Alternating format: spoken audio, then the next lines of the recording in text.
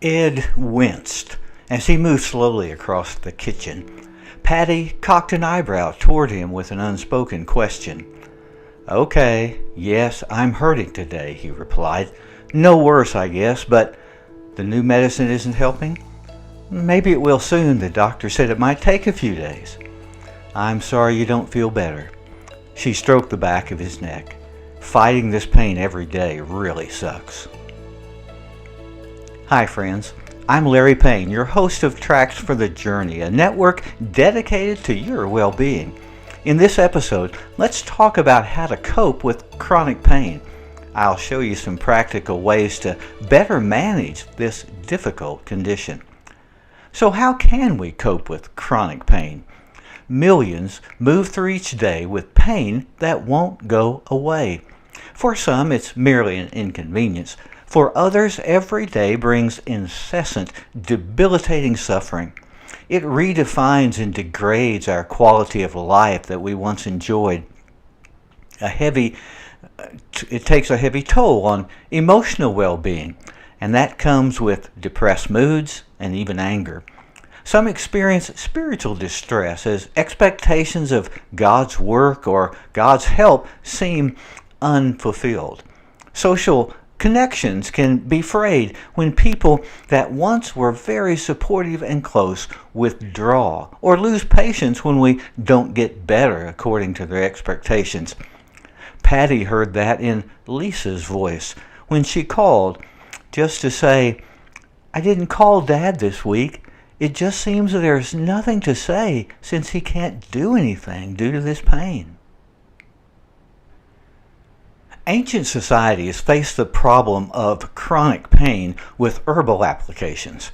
Opium poppy, willow bark, and cannabis brought relief in effective ways. In 1899, the Bayer Company of Germany produced a revolutionary substance developed by chemist Felix Hoffmann called aspirin. Hoffmann was motivated for the work to help his father, who suffered greatly from rheumatoid arthritis. Today, hundreds of medications help billions of people ease the pains of life. This is a modern miracle, making life better for all of us. I want you to be cautious, though, with social media recommendations about pain remedies. Consult your board-certified medical professional to find effective pain relief through medicines. Beyond that, though, beyond medications and physical treatments, what more can be done to help cope with chronic pain? That's what I want to offer you today. Psychologists have found ways to manage pain, which can be learned by anyone. In conjunction with medical treatments, the power of the mind and body can improve our quality of life. Psychologists Dennis Turk and Frits clarify the issue. As they say, the critical issue is, what can I do to manage my pain so that I can get on with my life? And their answer? Become your own pain management expert. 3 processes of addressing chronic pain have helped clients I've worked with improve their quality of life. Deep relaxation is a foundation for this process. This technique begins with learning the skill of controlled breathing that engages the diaphragm in slow, rhythmic pattern, such as 4 counts in, 4 counts out, and 4 counts to hold. During the breath work, focusing attention on a single muscle group may help relax the tension from the pain.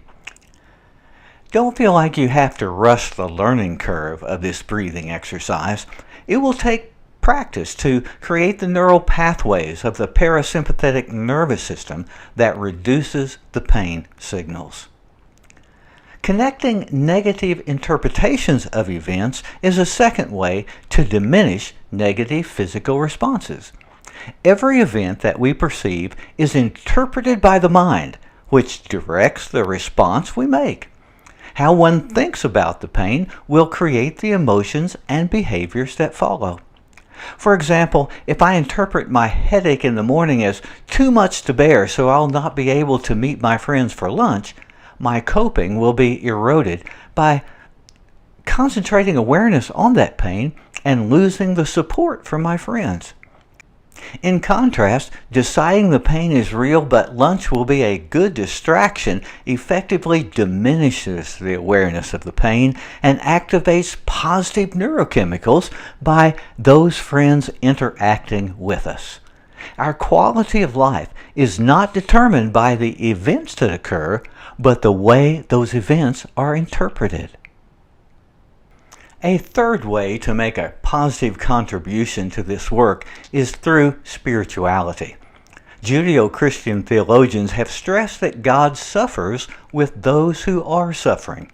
As the psalmist said, "The Lord is near to the brokenhearted and saves the crushed in spirit."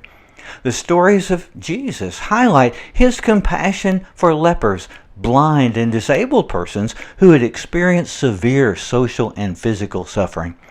Spiritual resources grounded in these teachings and our beliefs will promote positive interpretations for painful periods of life. I cover these three vital processes in my podcast episode entitled Reframing Ideas for More Success. It's available on Apple, Spotify, and my host, Buzzsprout. You can go to the website www.buzzsprout.com, and there you'll find all the episodes listed. Chronic pain is a condition no one wants.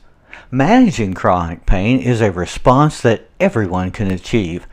Research has demonstrated that pain and suffering are not the same. Suffering can be reduced by choosing interpretations of the pain and behaviors which manage that difficult process. One day Ed said, "I'm not going to let my pain keep me from meeting our friends. Give me a few minutes to refocus. I'll redefine this pain rather than letting that pain define me." Yes, you can become your best pain manager for well-being.